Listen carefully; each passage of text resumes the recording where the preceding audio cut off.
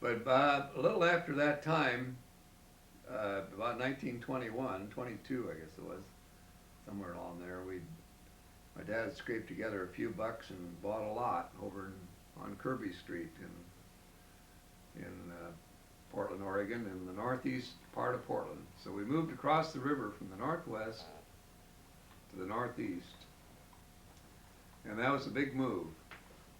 And we had a wonderful time. And there wasn't a house there, but we moved anyhow, and my dad pitched a tent in a vacant lot next door to our lot. And we sat there and we watched the horses come and clear off an area on the lot next door when it had some trees and ferns and stuff on it. There wasn't any houses out there, was there? Just Well, a few. A couple forests mostly. There was few, but we had all of the back area was all woods, and we played in those woods, and we called them the dense woods. And actually, it was the Dennis, something a man by the name of Dennis had developed it, and it wasn't the dense woods, but it was the Dennis. We call it the dense woods. And but anyhow, we lived in that tent for one whole spring and summer until he got the frame of a house up and got it kind of half-assed together, tar paper on the outside, and at least a shield from the weather. And we lived around a campfire, kept warm. We all slept in this kind of a bunkhouse that he'd arranged, typical Harold building thing, you know, kind of half-assed, you know. He was a half-assed carpenter, my dad was half-assed. And but he made it work, and we ate. I can always remember that those times around that campfire. I thought that was neat as a little guy. You know. did? Huh? I think it was miserable. Oh no, hell, it was wonderful. It was wonderful. I knew where we lived there was nothing but people and houses, and over in the northwest Portland, over there we were out in the country, you might say. It was a dirt street out in front there, and dirt everywhere, you know, and so that's where that's what I remember, and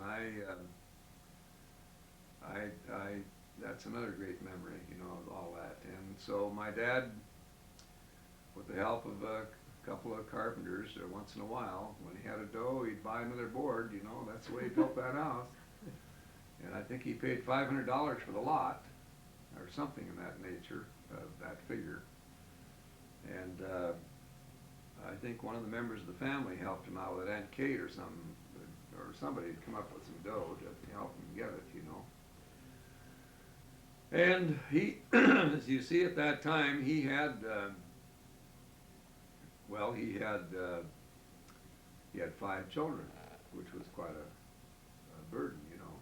I mean, to do that and build a house and have 5 kids and a wife, and so to support. Yeah, but he was always a go-getter, my dad, and he worked on the waterfront. He was, at that time,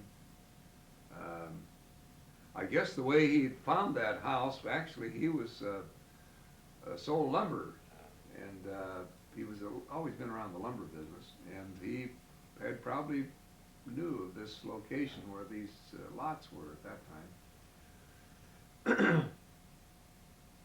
And my Irish grandfather always, to him, that was St. John's, which meant, you know, St. John's, New Brunswick, or Newfoundland, or, you know, it was a long ways away from where he lived over in northwest Portland, see.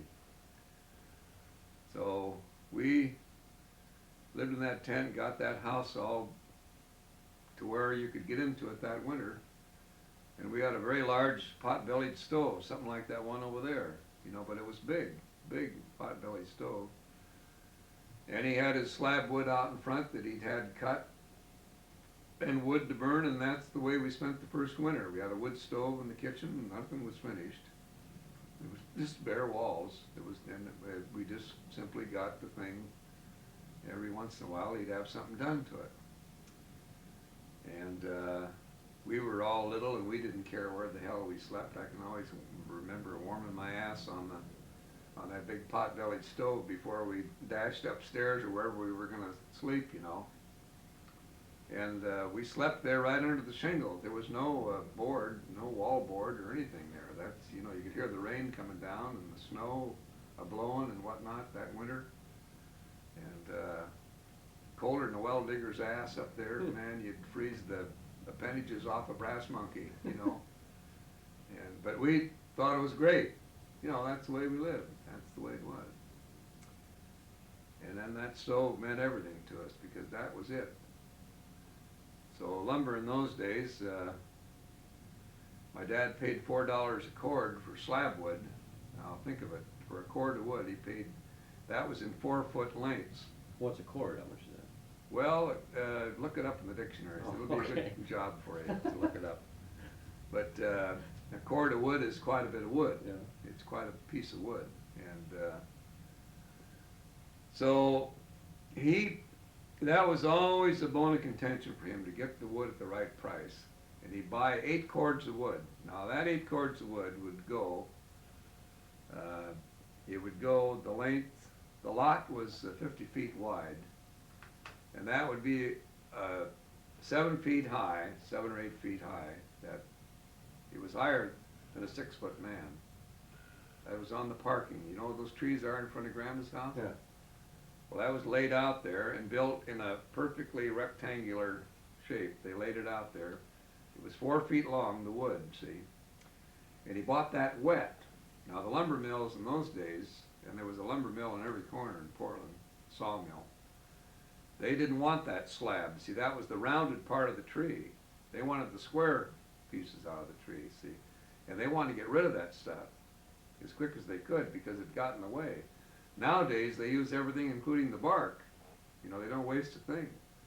But in those days, that was used for wood in the homes. That's how people kept warm in Portland, Oregon, which was the lumber yard of America at one time. You know, Portland, Oregon, it was the outlet for all lumber. It all came into Portland, you see. Or it came in, the logs came into Portland to be finished in the various sawmills there. So that slab wood was a big thing.